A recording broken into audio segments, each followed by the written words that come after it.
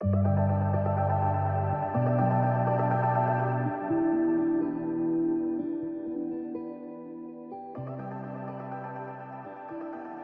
a few months ago, the world changed, and like it or not, we embraced life in a new normal of physical distancing and sheltering in place. We adapted to life online, from work and school to church service and even small groups. When being in the same room was no longer an option, we did whatever it took to stay connected to each other virtually. Even concerts took to social media to stream events. Graduations turned into drive-through celebrations. Birthday parties turned into drive-by parades. Relationships are just that important. The method may have changed, but the point was still the same. Gather, connect, and have fun. Be people who throw parties for each other, even when you can't be in the same room. If this time has taught us anything, it's that we can't do life on our own. We need people who have our back. We need people who encourage us when we feel down. We need people who love us no matter what. In short, we need friends. And because we all like to have fun with friends, we thought, what could be more fun than a block party? As we think about restarting school and activities and gathering together again, it's a great time to celebrate and discover more about friendship. We define friendship like this: using your words and actions to show others you care. Whether inviting someone to your party, sharing a game, or simply offering a kind word, we want kids to understand that what they say and do can help others feel like someone cares about them and wants to be their friend. Of course, everyone wants a good friend, someone they can have fun with, someone they can turn to when life gets hard. But in order to have good friends, you need to be a good friend. And the writers of the Bible have included all sorts of stories and principles that help us understand what God has in mind when it comes to friendship. We'll explore how we can be a good friend to the people in our lives. We start off the month answering an important question: what makes someone a good friend? We find the answer in something Solomon wrote in Ecclesiastes 4. 2 people are better than 1. They can help each other in everything they do. Solomon reminds us with a great object lesson that we are stronger together.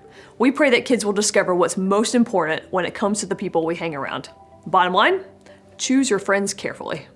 Next, in week 2, we tackle the question, how can you show your friends they're important? To help answer that, we return to one of the most famous friendships in the entire Bible, David and Jonathan. Those guys went through a lot together.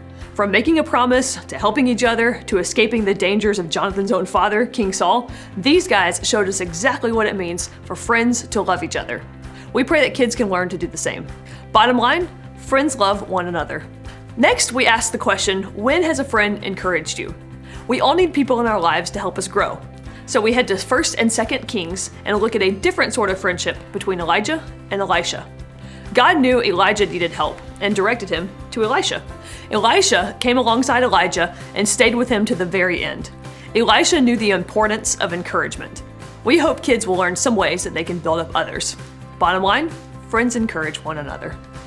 And we close out the month with a bit of a tricky question. How do you react when a friend hurts you? I think all of us could learn something from this lesson. There's a moment in John when Peter experiences Jesus' forgiveness. After denying Jesus 3 times, Peter was feeling guilty and ashamed. But Jesus still had plans for Peter. Jesus forgave Peter and restored the broken friendship. And when we put our faith in Jesus, Jesus offers that same forgiveness to us.